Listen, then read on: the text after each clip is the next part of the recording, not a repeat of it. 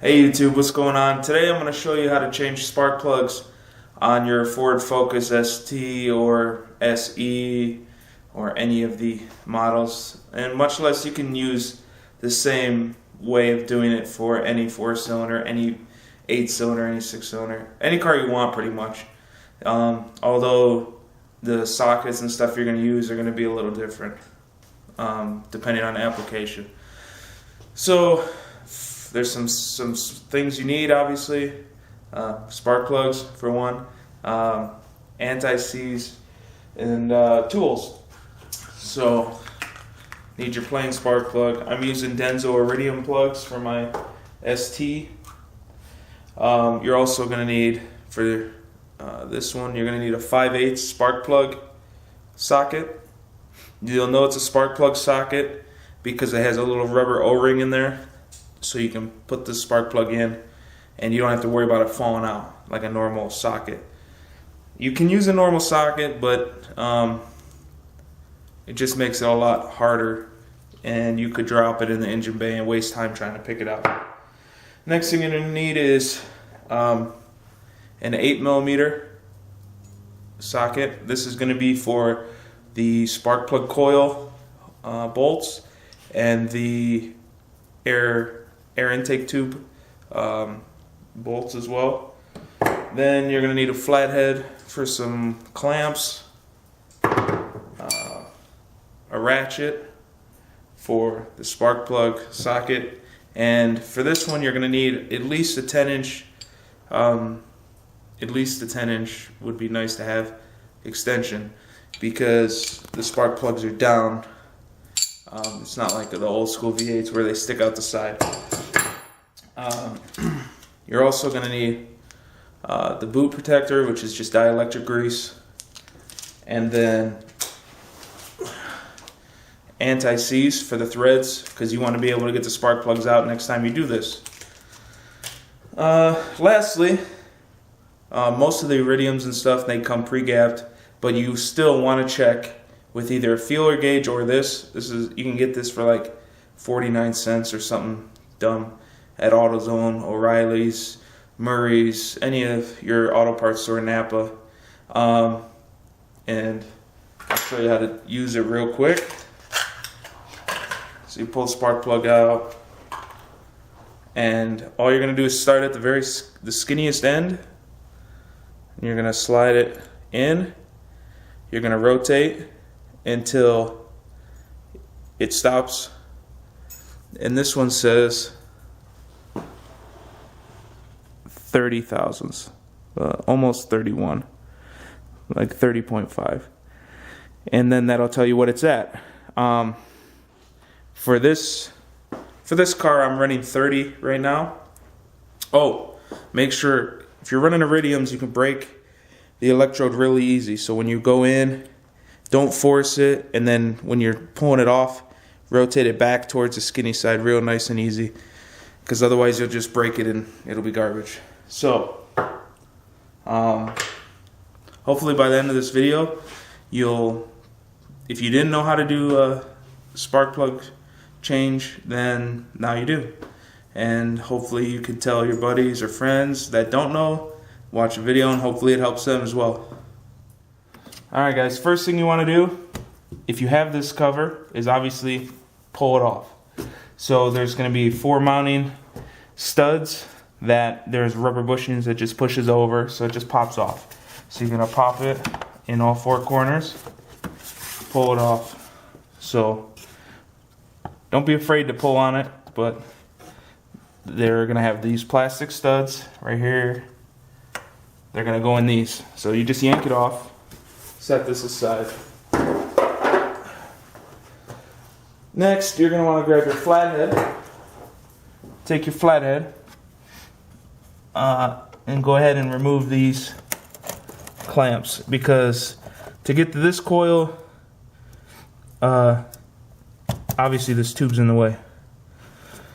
So just go ahead and loosen these. There's going to be another one over here by the battery. You don't have to pull the one out that goes into the air box. There's no point to that.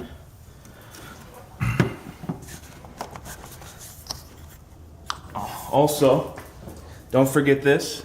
There's a mounting screw right here to hold this to the engine. This is going to be that 8mm.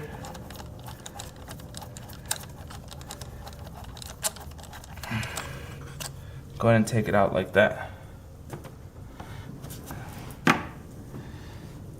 I would suggest getting a magnetic tray, which I will get right now, to hold these screws and bolts so you don't lose them.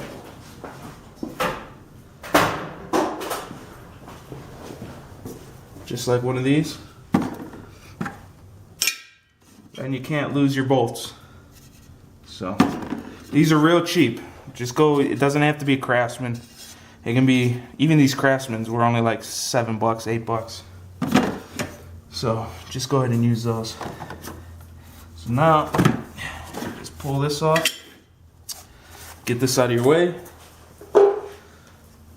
It's going to be the same size for these coil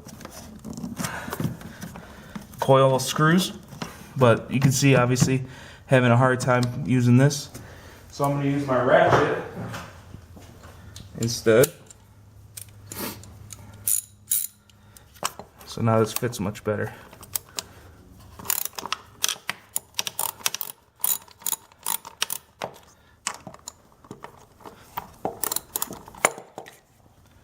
Alright, you're also going to notice on these coils, on the outer two, they're going to have these right here. And the coil bolt is going to have a stud, like so, that this slides over to hold the wire.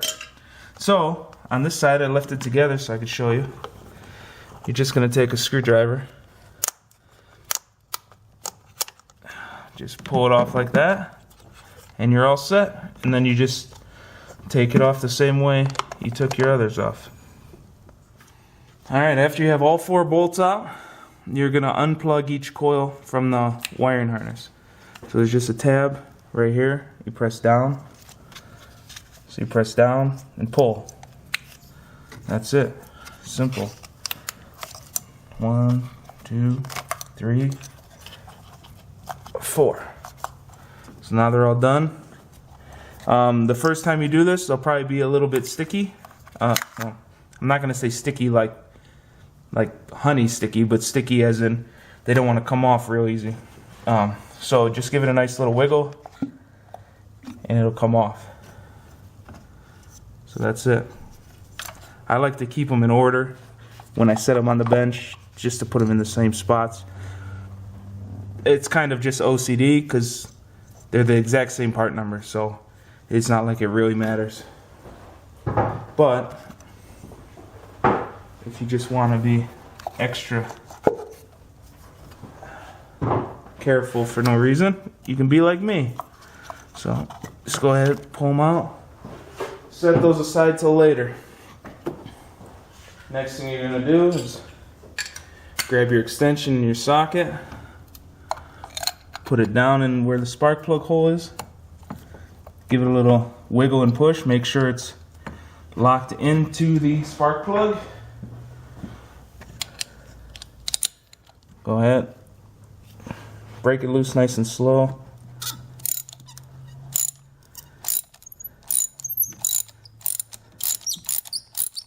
I like to break them all loose first and then remove them.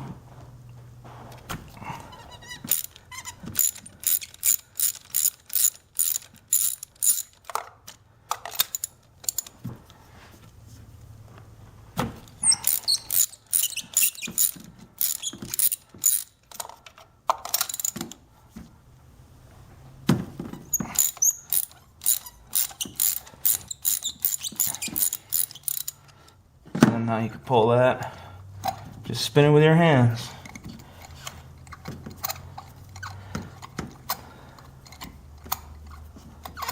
Most of the spark plugs nowadays have a lot more threads than back in the 80s and the 90s with the V8s, simply because the spark plug is going through the center of the head now, and they have to have a thicker amount of metal because you have to leave room for all the parts that are in the head, valves and runners and everything. So they want to make sure also, since they're aluminum heads nowadays, that the structural integrity is going to be good. So don't get upset when it takes you a minute to unscrew them. So if you look at this plug, it looks pretty good. It's a gray finish, which is what you want. If the tip of your spark plug, the strap or the electrode is bright white, then you're running lean and you have a problem, and I extremely tell you to fix that instantly, because running lean will blow your motor. If it's black, if it's this color black all here on the electrode in the strap, then you're running real rich and you have no danger of blowing your engine up, but you do have danger of going through your wallet and having no money because your gas is just dripping out of your engine and you're going to be broke soon. So go ahead and fix that. You want it to be this gray color, brownish gray, just like a mellow color. Alright, next step is you're going to take your spark plugs out of the box, make sure they're gapped correctly, put anti-seize, and then grab the coils and put the dielectric grease. So I'm going to show you how to do that right now. So these, I was lucky. You want to double check. The iridium should be pre-gapped to what your application is. And these are at 30 thousandths. So I don't have to worry about gap. But if you buy some copper ones or platinum plugs or any of those other ones with the big electrode, they're probably more than likely not going to be gapped correctly. So you will have to either put it in here, be like, oh, it's too big, push down on the strap to get it to close, and then put it in and stretch it apart to where you want it. Do not do that on the iridiums. Just do that on the ones with the big electrodes, the copper ones, and the platinums. So gap is done. Next, since I'm right here, got the coils lined up. You're going to take your dielectric boot protector grease, just rip it open, and I just put a little dab in each one. So that's pretty much what I put in there. There might be an actual spec that I don't know about, but I just make it to where it's a nice little U shape. So when I press it in, it covers everything.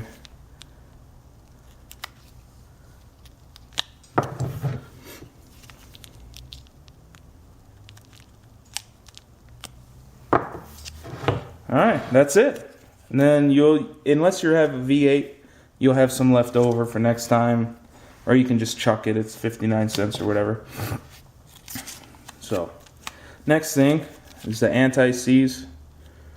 Like I said before, it doesn't have to be the exact stuff I'm using, because different stores have different brands.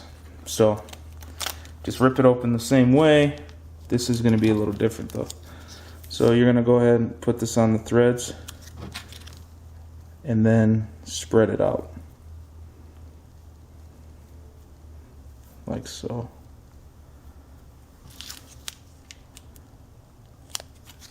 And then you're going to look like Tin Man when you're done. So just go ahead, rub it in the threads, and that's it. Then you screw it in. Alright, last step, well, it's a couple steps, but you're going to just reverse the entire process that I said to take them out. Go ahead, slide them in, push them in, shouldn't fall out. Then you're going to go ahead, slide it down. Do this very easily. On aluminum heads, if you cross thread this, you will hate your goddamn life, because you'll either need a new head or you'll have other problems, and you'll just be pissed off as hell if you strip out one of these especially on these aluminum heads. You're gonna be pissed. So go ahead, get it as far as you can by hand.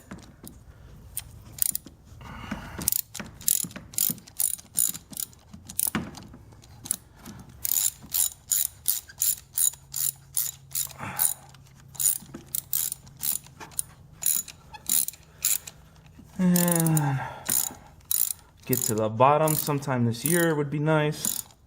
There it goes. So for me, everyone's going to be different. You can buy a torque wrench if you want. If you don't have a torque wrench, you're going to have to figure out how strong you are, because once again, you don't want to strip out the aluminum head. So I just give it a nice little tug, and I'm a pretty big dude, so I only use the first half of a normal size wrench. That way I know I'm not torquing it overly tight. Give it a little, yeah. So that's done. That's it. Do that 3 more times, and then you're to the next step. All right, now you're gonna go ahead, make sure that your dielectric grease didn't fall off, and you're gonna press these back in. Give it a nice little wiggle.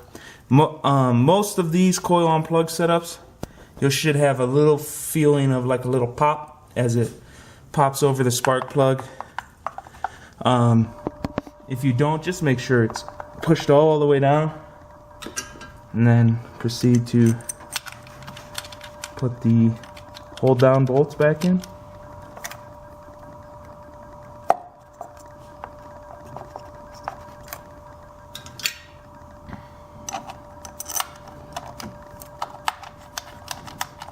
Like so.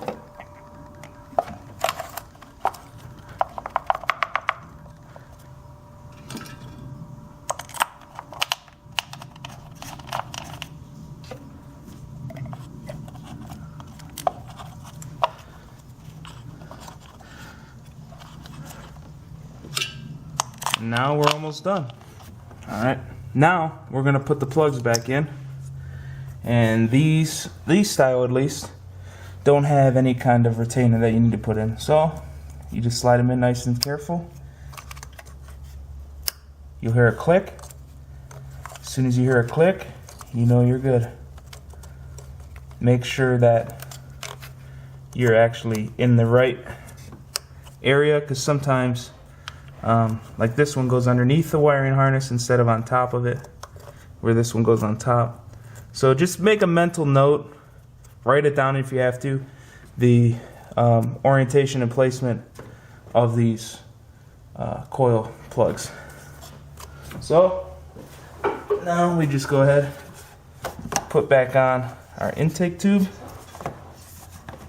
press that on. I always tighten this side first because this side's a little bit harder. There's a little groove on the intake pipe with plastic and a groove. So just line that up for that orientation.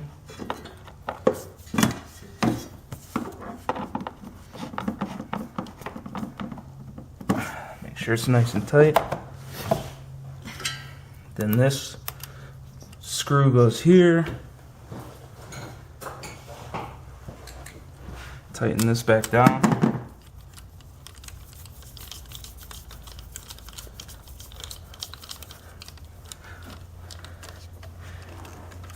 That's good. And make sure these are pressed together nice and tight. And tighten this clamp. Don't over tighten these, because these worm gear ones break pretty easy. There you go.